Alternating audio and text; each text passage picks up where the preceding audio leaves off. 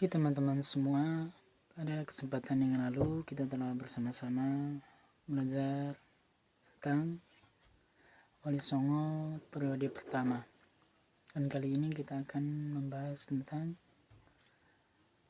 Wali Songo periode kedua. Dan tentang riwayat-riwayatnya nanti saya akan jelaskan. Pada periode kedua ini masuklah 3 orang wali menggantikan 3 wali yang wafat. Ketiganya adalah yang pertama yaitu Raden Ahmad Ahli Rahmatullah yang datang ke Jawa pada tahun 1421 menggantikan Malik Ibrahim yang wafat pada tahun 1419. Raden Rahmat berasal dari Cempah, Mugatai Selatan.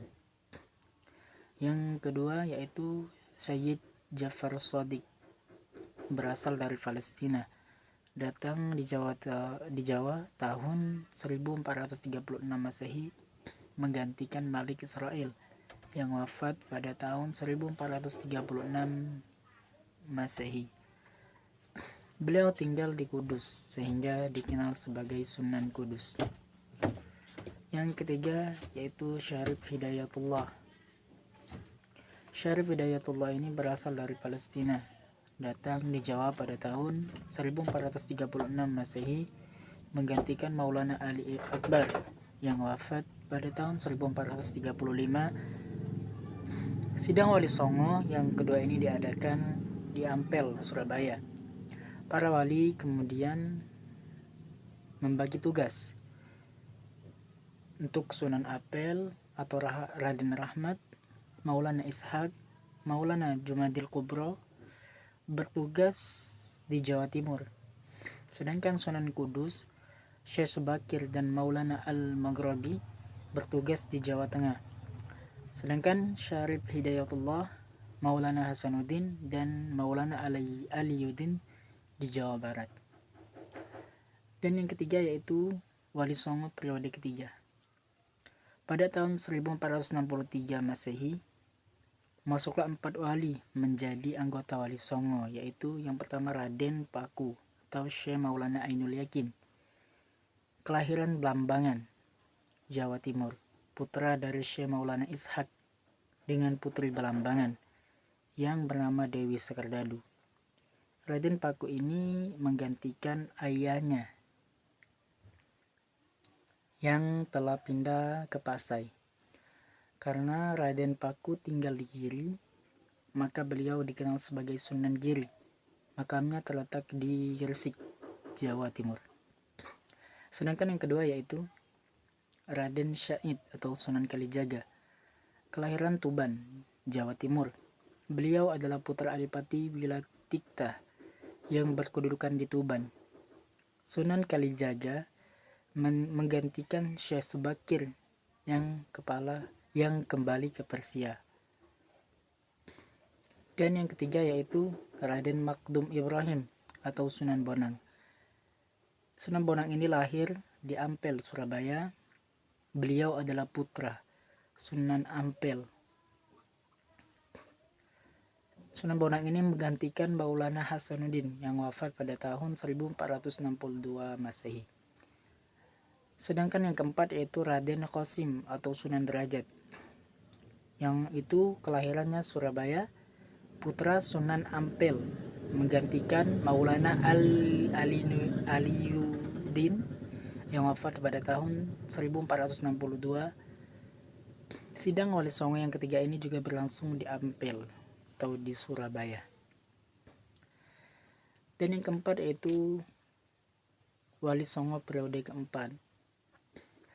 Pada tahun 1466 diangkat 2 wali yang menggantikan 2 wali yang telah wafat, yaitu Maulana Ahmad Jumadil Kubro dan Maulana Muhammad Al-Maghrabi. 2 wali yang menggantikannya yaitu adalah yang pertama yaitu Raden Hasan atau Raden Fata. Raden Fata adalah murid Sunan Ampel. Beliau adalah putra Raja Brawijaya, Majapahit.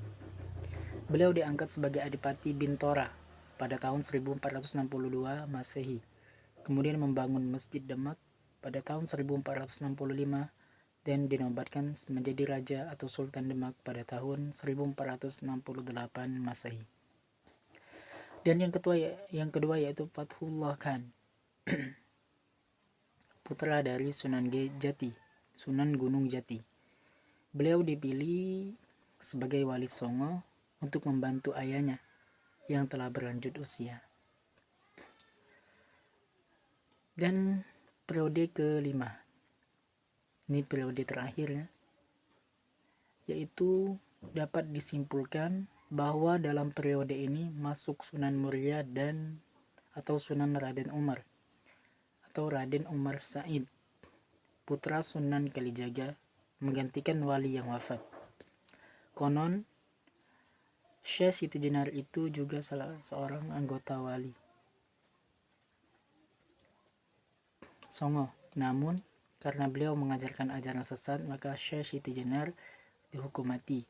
Selanjutnya, kedudukan Syekh Siti Jenar digantikan oleh Sunan Bayat atau Sunan Tambayat yang nama aslinya adalah Adipati Pandanarang. Demikian sekilas gambaran wali Songo dari berbagai periode.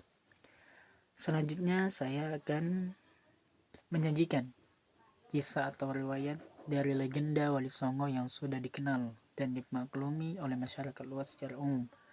Para wali itu adalah 9 wali. Yang pertama yaitu Syekh Maulana Malik Ibrahim, dan yang kedua Syekh Sunan Ampel, dan yang ketiga Sunan Bonang, dan yang keempat Sunan Giri, yang kelima Sunan Derajat, yang keenam Sunan Muria, yang ketujuh Sunan Kudus, yang kedelapan Sunan Kalijaga, dan yang kesembilan itu Sunan Gunung Jati.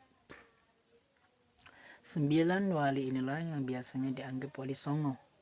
Jadi kalau anak sekolah ditanya, pasti jawabannya ke-9 ini. Teman-teman semua, mungkin itu saja sedikit dari kami tentang periode. Dan apabila ingin mengecek kembali pada video sebelumnya, yaitu periode pertama atau pendahuluan tentang periode pertama. Kali ini kita akan secara bersama-sama akan membahas tentang kehidupan, riwayat-riwayat tentang dari anggota-anggota wali Songo tersebut, dari Sunan Maulana Malik Ibrahim, Sunan Gunung Jati, Sunan Ampel, dan Sunan Giri, dan sunan-sunan lainnya. Di sini kita akan bahas satu persatu riwayat hidupnya sampai dia wafatnya, sampai menikah, atau bahkan lain-lainnya. Oke teman-teman, mungkin itu saja video kita pada kali ini. Apabila ada kesalahan dalam pengucapan ataupun sejarahnya, saya mohon maaf, dan kepada Allah saya mohon ampun. Mungkin itu saja. Tetap dukung channel ini dengan cara like, komen, dan subscribe agar saya bersemangat dalam mengupload videonya. Oke, baiklah teman-teman, terima kasih telah menonton, dan kita akan lanjutkan kembali ke sesi selanjutnya. Itu tentang sebuah kisah riwayat hidup seorang wali Songo itu. Jika bermanfaat video ini silakan di share, dan jika kurang bermanfaat silakan ditonton saja, jangan share. Dan terima kasih telah menonton. Jangan lupa like, komen, dan subscribe agar saya bersemangat dalam mengupload videonya. Oke teman-teman, mungkin videonya cukup sampai di sini, dan kita akan lanjutkan kembali ke sesi-sesi selanjutnya, yang dimana akan menarik tentunya bagi teman-teman semua. Saya mohon maaf apabila ada kesalahan kata dan ucapan yang disengaja, adapun yang tidak disengaja, dan kepada Allah saya mohon ampun. Mungkin itu saja teman-teman semua. Terima kasih telah menonton, dan jangan lupa tonton video kami selanjutnya. Terima kasih.